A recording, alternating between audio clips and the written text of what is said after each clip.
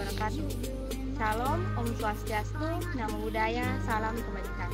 Perkenalkan, nama saya Tanti, NIM 7423520210055, Prodi Hukum Tata Negara 3, Angkatan 2021, Fakultas Syariah dan Hukum Islam. Saya merupakan mahasiswa dari Institut Agama Islam Negeri Bon. Jadi, pada video kali ini, saya akan menjelaskan mengenai pengajuan gugatan atau tahapan pengajuan gugatan di dalam hukum acara peradilan tata usaha negara sebagai tugas akhir dari mata kuliah hukum acara peradilan tata usaha negara. Baik, sebelum masuki dari tahapan pengajuan gugatan, yang paling utama harus kita ketahui adalah apa yang dimaksud dengan peradilan tata usaha negara dan apa yang dimaksud dengan hukum acara peradilan tata usaha negara. Jadi, yang pertama, peradilan tata usaha negara adalah suatu lembaga peradilan yang memeriksa, mengadili, dan memutuskan suatu perkara yang berkaitan dengan sengketa tata usaha negara, termasuk sengketa kepegawaian antara masyarakat atau badan hukum perdata dengan badan atau pejabat tata usaha negara akibat dari dikeluarkannya suatu keputusan tata usaha negara. Kemudian, hukum acara peradilan tata usaha negara. Hukum acara peradilan tata usaha negara merupakan suatu serangkaian hukum yang mengatur mengenai acara di dalam peradilan tata usaha negara, di mana pihak penggugat selalu masyarakat atau badan hukum perdata dan tergugat selalu pejabat atau badan tata usaha negara. Kemudian yang dimaksud dengan gugatan. Mungkin teman-teman tidak mengetahui apa yang dimaksud dengan gugatan. Jadi, gugatan di dalam Undang-Undang Nomor 5 Tahun 1986 di dalam pasal 1 angka 1 bahwa gugatan merupakan suatu permohonan di mana diajukan oleh masyarakat atau badan hukum perdata kepada pengadilan yang berwenang, dalam hal ini Peradilan Tata Usaha Negara, untuk mengeluarkan suatu keputusan.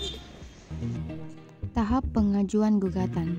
Tahap yang pertama yaitu seseorang datang ke Pengadilan Tata Usaha Negara untuk mengajukan gugatannya. Di dalam melakukan gugatan bisa dilakukan sendiri maupun bisa dengan dampingan kuasa hukumnya. Bisa dilakukan secara online maupun offline.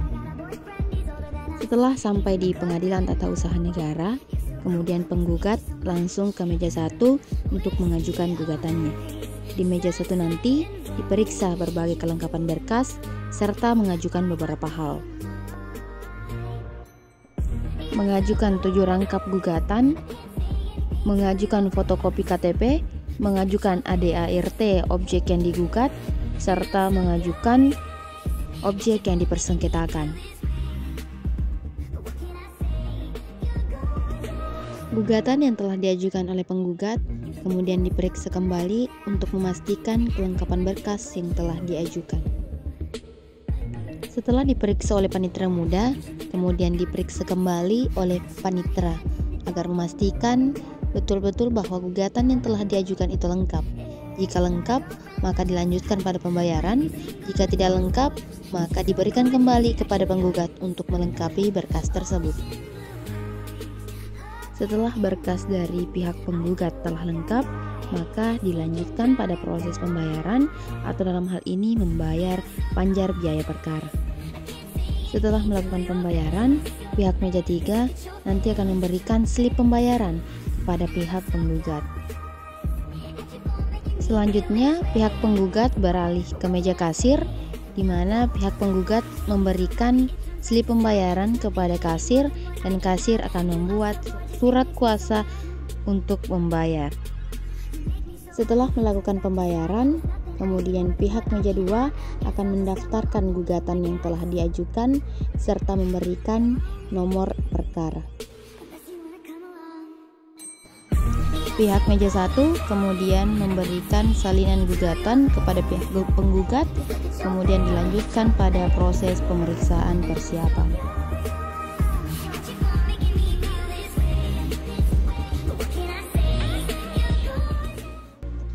Jadi setelah kita mengajukan suatu gugatan, maka kita tidak dapat yakin bahwa gugatan yang kita ajukan itu dapat diterima. Karena di dalam hukum acara peradilan tata usaha negara ada 4 jenis gugatan. Yang pertama yaitu gugatan dikabulkan, kemudian yang kedua yaitu gugatan ditolak, dan yang ketiga yaitu gugatan tidak dapat diterima, dan yang terakhir yaitu gugatan gugur. Perlu kita tahu bahwa alasan di dalam mengajukan suatu gugatan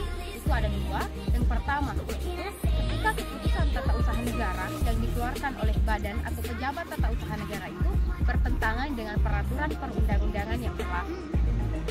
Kemudian yang kedua, yaitu ketika keputusan tata usaha negara yang dikeluarkan oleh badan atau pejabat tata usaha negara bertentangan dengan asas pemerintahan yang lain.